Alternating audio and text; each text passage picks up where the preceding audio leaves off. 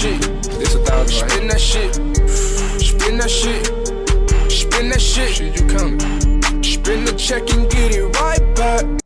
What's going on, guys? It's your boy Eazyy TV bringing you guys another Need for Speed Heat video.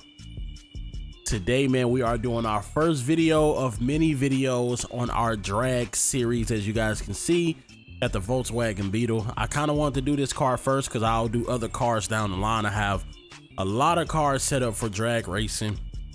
Basically, the whole concept of this series, because I am a drag type of guy, and there is no legit drag racing in this game.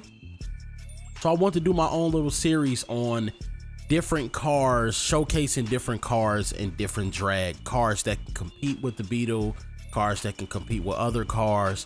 I do have some sleepers that some people probably won't know about, as in drag, that has really fast 0 to 60 and nice speed and stuff like that. But that's going to be for videos later on down the line. But today I just wanted to focus on the Beetle. I know from not last year, but from Payback, my favorite drag car was the Beetle. I would use the Beetle over any other car on the you know, the little airport strip or whatever it is, and the Beetle was super fast.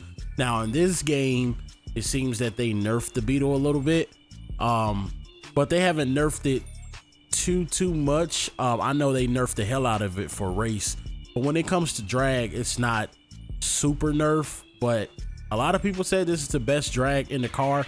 I cannot say that for sure because I haven't tested every single last drag type that can compete with the car to say that this is.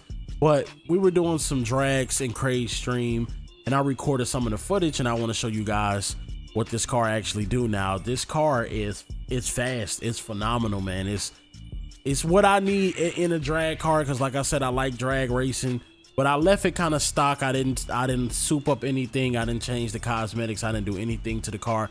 I left it as is. So I'm gonna show you guys what I have on in the car, how I have it set up, my downforce, basically my live tuning, and then we're gonna get into some drag gameplay. All right, so like I said, we are using the Beetle. It has nothing on it. There's nothing changed about the car but the inside. We have 4.8, 9.8, and 1010. And as you guys can see, what I have in this car, you are at 646 on current horsepower. You can get a potential of 660, 1.57 on 0 to 60, 677 on max torque, and 231 on top speed. Everything is ultimate plus. And then I also have a dual turbocharger in here. If you go with a regular turbocharger, you only gain horsepower but you lose max torque. If you go with the screw, you lose top end and you lose current horsepower. With the screw, with the roots, is the same thing, and then with this one you lose everything. All right, so the best thing to put in here is the dual turbocharger. All right, I do have 5 of the 3-pound tanks of nitrous. We did not use any nitrous in these races. It was all about basically doing so-called a quarter mile over there in, I think it's the crate area. I think it's Port Murphy, if I'm not mistaken. We did some drags down there and it was pretty decent. I got track suspension. I'm also running elite brakes. I'm running drag tires. If you're going to do drag, you might as well do drag tires, because drag tires make your cars faster, most cars faster than what they could potentially be when you make it into a race type of build. So I also have an elite plus clutch.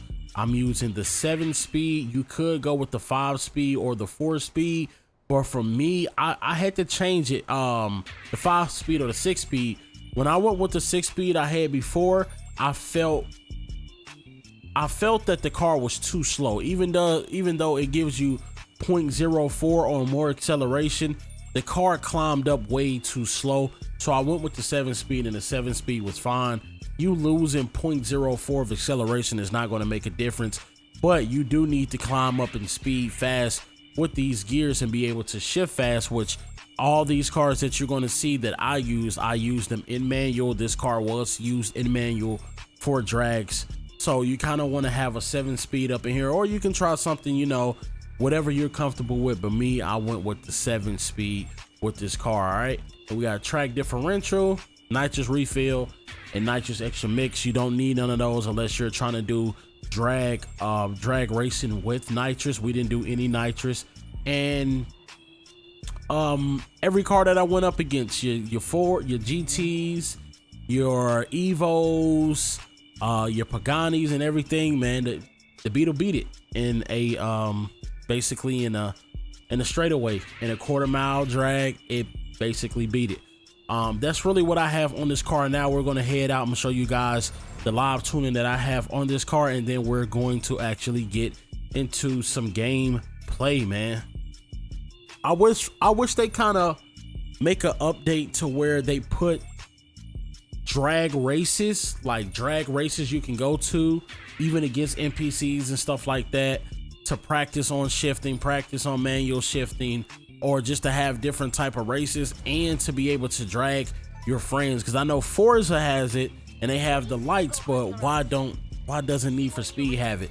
Y'all got drag tires on the game, but y'all don't have anything that's drag in the game.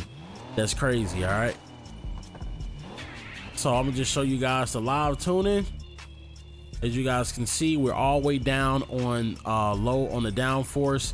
Steers in the middle, and I put traction control on because for some reason, man, before I was using traction control off, when I basically my car do a wheelie, it would turn out, it would turn left or it would turn right. But then when I put traction control on, it just goes straight, it lifts up and it take off. So basically, you know, this car, like I said, is 8.30 on the quarter-mile, 231 on top speed. So they did nerf the shit out of it from Payback. But I'm pretty sure I got this car in manual right now. I'm gonna just show you guys how quick the car actually takes off. And then also as well, I don't do the you know, when most people like revving up their engines before they take off, while, you know, either they're burning rubber or they holding X and they're just revving their engine and then they take off. I think it's kind of better to take off from this standpoint instead of having a car already revving and overturning and then try to take off. I think it's a little bit faster if you have it like this and you just hit the gas shift. So I'm gonna show you guys exactly what's going on in manual with this car. This car takes off like a bat out of hell. All right, so I wouldn't do this right here that most people do. I don't do that. I kind of just leave my car as is, and then when the lights go off or they cut the lights off in the car, we kind of take off. So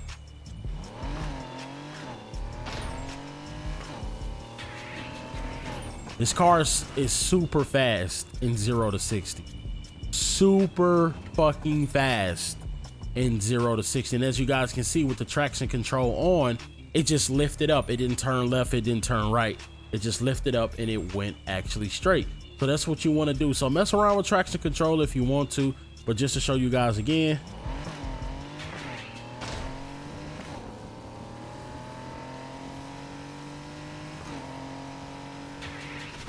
And this is all in manual. So I do have gameplay coming up, man. I hope you guys enjoyed the gameplay. If you guys want to, go to my community post where I asked about what kind of cars that you guys want to see in the series against like drag. We're going to do a lot of stuff against the Beetle and other cars against, you know, certain other cars and stuff like that. We're also going to do hyper cars as well. But it's your boy Eazyy TV, man. I appreciate you guys stopping by the video. If you're new to the channel, leave that thumbs up. Make sure you hit that sub button and notification button. I'm out of here. Y'all have a blessed day.